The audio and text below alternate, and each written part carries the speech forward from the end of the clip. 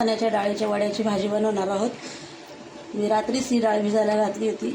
2-3 तास आधी भिजायला घातली तरी करू शकता. आता ही मिक्सरमध्ये वाटून 2-3 पाण्याने स्वच्छ धुवायची आणि मिक्सरमध्ये वाटायची आणि त्याचे वडे करायचे. हे डाळ वाटण्यासाठी याच्यामध्ये आपण थोडीशी हळद पावडर टाकू, थोडंसं मीठ, थोडीशी मिरची पावडर, म्हणजे डाळ वड्यांना चांगली चव येईल.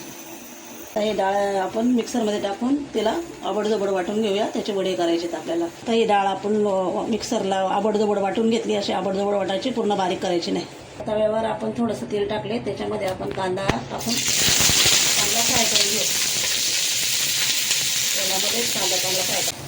कांदा चांगला लाल झाला. आता त्याच्यामध्ये लसूण टाकून घेऊ. नंतर खोबरं आणि नंतर शेंगदाणे.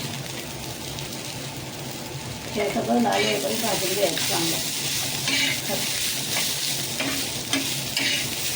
भांड्यात चण्याला वाटली ना, त्याच्यातच आपण आता मसाला टाकून घेऊ. मसाला टाकून चांगला बारीक करून घ्यायचा एकदम. मसाला वाटून झालेला आहे, असा बारीक वाटायचा मसाला, एकदम बारीक करायचा. टाकून घ्यायचं असं तेल टाकून घ्यायचं, असं मिक्स करून घ्यायचं.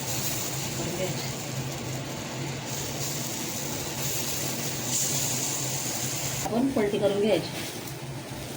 वडे असे वडे पलटी करून घ्यायचे, डाळीचे वडे.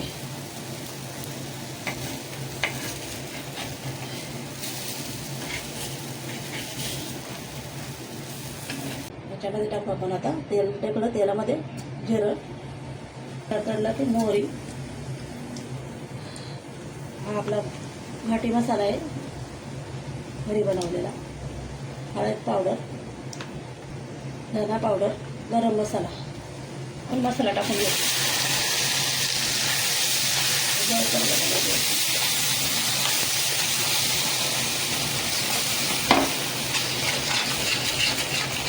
थोडंसं पाणी टाकून घेऊ. मसाला पाणी टाकून घ्यायचं.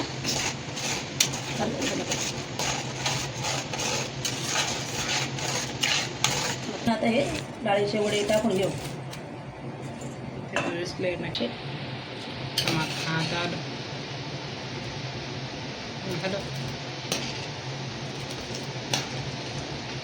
आपण भाजी घेऊया.